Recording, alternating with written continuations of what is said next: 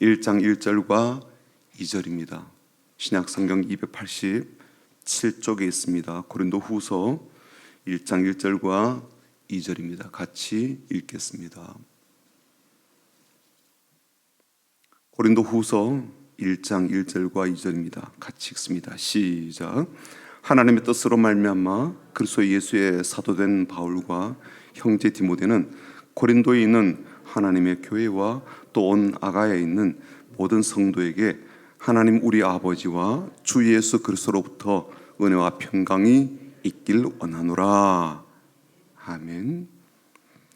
고린도후서는요, 바울이 고린도 교회에 보낸 편지이죠. 그리고 이미 앞서 보내었던 고린도전서 이후에 또다시 써보낸 편지입니다.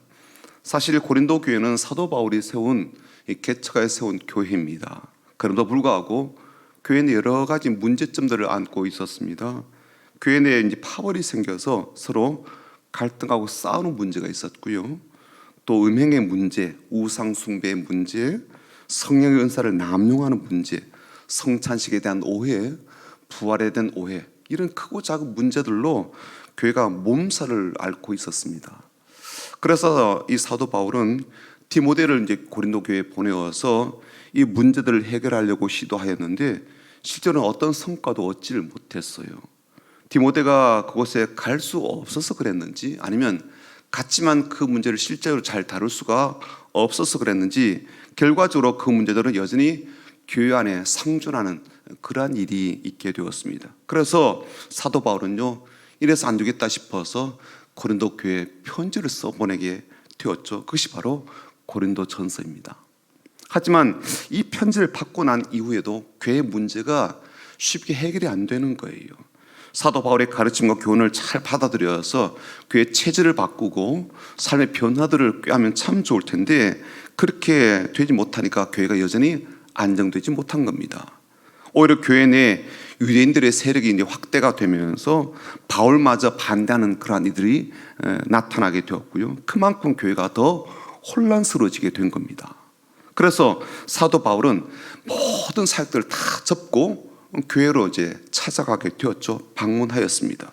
사도 바울이 직접 교회의 문제를 다루기도 하고, 또 성도들을 가르치기도 하고, 또 교회를 새롭게 이제 일으켜 세우고자 하는 목적에서 방문을 하게 되었는데, 이 거세게 반발하는 세력을요 도저히 감당할 수가 없었던 거예요. 그래서 그 당시에 방문을 본인이 뭐라고 표현했는가 하면 근심이 참 많았던 방문이었다라고 이야기합니다. 그렇게 방문을 이제 마치고 돌아오게 된 이 바울은요, 고린도 교회를 향해서 또 한 번 더 편지를 쓰게 되죠.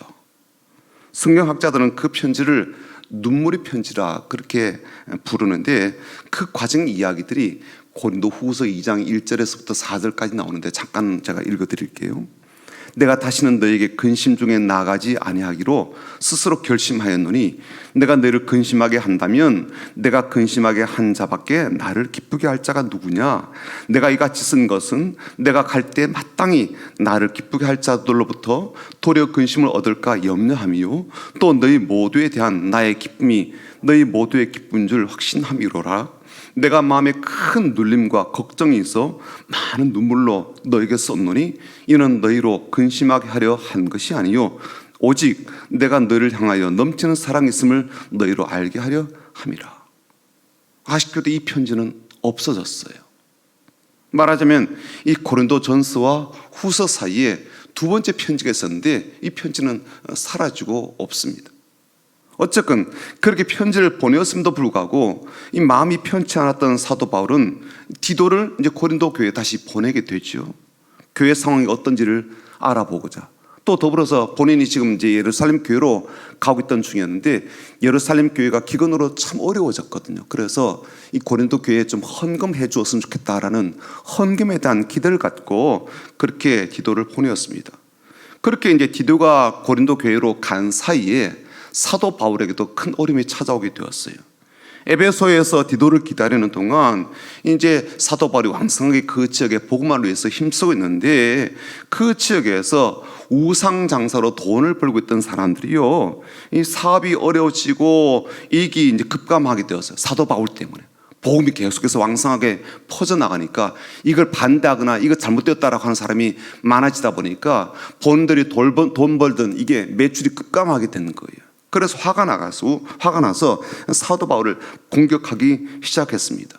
그리고 사도 바울의 이 복음을 듣고 마음을 돌이킨 사람들이 이제 우상 장사에 대한 그동안의 존경이라든지 그런 일들을 접게 되고 오히려 반대하고 비판하는 세력들이 확대가 되는 거예요.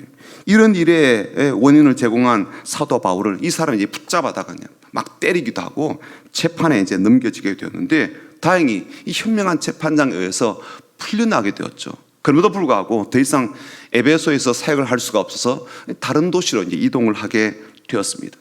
하지만 사역대로 힘들고 기다리고 있던 이 디도도 뭐 더 이상 연락을 주고 또 혹은 찾아오지 못하니까 사도 바울의 마음이 얼마나 어려워졌는지 몰라요. 그리고 심령이 평안치 못했습니다. 그렇게 이제 다른 도시로 가다가 마게도냐로 이제 넘어가게 되었는데 마침 그때 이제 디도를 만나게 된 거예요.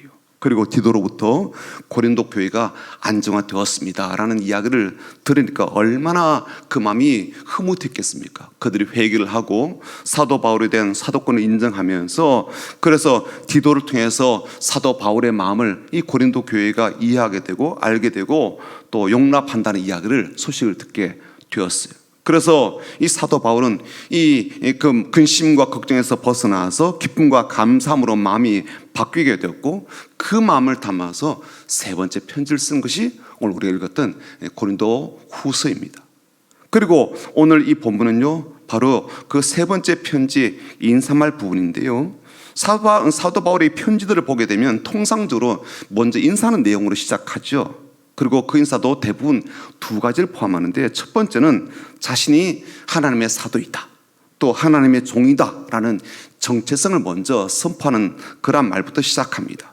자신은 하나님의 뜻으로 세움받은 종이고 더불어 자신은 그 편지를 받고 있는 대상이나 교회에 보내신 사도다라는 선언으로 시작하죠. 또 다른 한 가지는요, 이 편지를 받는 사람들에 대한 축복입니다. 당신들에게 하나님의 은혜와 평강이 넘치길 바란다, 혹은 예수 그리스도로부터 은혜와 평강이 있기를 원한다, 그런 내용으로 시작합니다. 그런 일반적이고 통상적인 시각으로 본다면 오늘 말씀도 이제 그런 맥락에서 선언한 것이다라고 볼 수가 있는데 오늘 본문에는요 좀 특별한 단어들이 들어가 있어요. 1절 후반절을 보십시오. 고린도에 있는 하나님의 교회와 또 온 아가야에 있는 모든 성도에게 그렇게 되어 있어요. 아가야는요 고린도 도시가 포함되어 있는 좀 더 큰 행정구역의 이름입니다. 아가야는 그리스 반도의 남쪽 전체를 가리키는 지명이었고요. 이 아가야 지역의 두 큰 도시가 바로 아테네와 고린도였거든요. 그런데 그렇게 고린도에 세워진 교회 그리고 아가야 지방에 있는 성도들에게 보낸 편지다라는 것을 먼저 밝히고 있습니다. 그래서 저는 오늘 이 말씀을 단지 사도 바울의 이 통상적인 혹은 편지의 서두에서 자연스럽게 시작하는 인사말 정도로 보지 않고 그 도시에 세워진 교회 혹은 그 지방에 살고 있는 성도들에게 주신 하나님의 말씀으로 보고자 하는 거예요. 사도 바울의 편지지만 편지가 성경이죠. 또 이 성경은 결국 이 교회와 성도에게 주신 하나님 말씀이기 때문입니다. 자, 그렇다면 오늘 이 말씀에서 우리는 무엇을 교훈받게 될까요? 하나님은 오늘 이 말씀을 통하여 교회에게 또 성도들에게 무엇을 말씀하고 있을까요? 오늘 한 가지만 살펴볼 텐데요. 교회와 성도에게 제일 중요한 것은 하나님의 뜻이라는 거예요. 하나님의 뜻. 다 알고 있는 내용이죠. 그럼에도 불구하고 사도 바울에게도 오늘 우리들에게도 왜 이 말씀이 중요한가? 사도 바울에게만 자신이 사도로 세워진 것이 하나님의 뜻이었다는 선포가 중요하겠습니까? 모든 성도에게 그리고 모든 교회도 중요하지 않겠어요? 사도 바울에게 하나님의 뜻은요 매우 중요합니다. 하나님께서 사도 바울 자신을 하나님의 목적과 방향과 뜻을 위하여 세우셨다, 이것이 매우 중요했거든요. 그리고 그렇듯이 그것이 그의 사역의 출발점과 삶의 시작점이 되었듯이 교회와 성도에게도 제일 중요한 것이 하나님의 뜻입니다. 하나님의 뜻이 있어서 교회를 세우셨고 성도를 세우셨고 우리를 세우신 것이죠. 자, 그렇다면 하나님의 뜻으로 세움받았다, 이 말의 의미가 뭘까? 첫 번째는요, 사람의 뜻이 아니라는 거예요. 사람에 의해서 세움받은 것도 아니고 사람의 뜻을 따라 세워진 것도 아닙니다. 결국 이건요, 사람에게 충성하지 않는다, 그런 뜻이 되는 것이기도 하죠. 사람이 나를 세웠다면 나를 선택하고 세워준 일을 위해서 사는 게 맞습니다. 그래서 인맥이 매우 중요하겠죠. 그렇죠? 나를 지지해 준 사람, 나를 뽑아준 사람, 이 사람을 위해서 내가 사는 게 맞을 겁니다. 그렇지 않다는 거예요. 하나님께서 나를 세우셨기에 사람을 따르지 않는다는 거예요. 정치권에서 우리가 종종 멋있다라고 하는 것 중에 하나가 나는 권력에 충성하지 않습니다라는 그런 말 아니겠어요? 힘을 가진 이에게 충성하지 않는다, 그 말이 참 멋있게 보입니다. 더불어서 그럴 위험성에 노출되어 있는 그러한 사람들은 마땅히 가져야 될 그러한 덕목이 바로 이것이겠죠.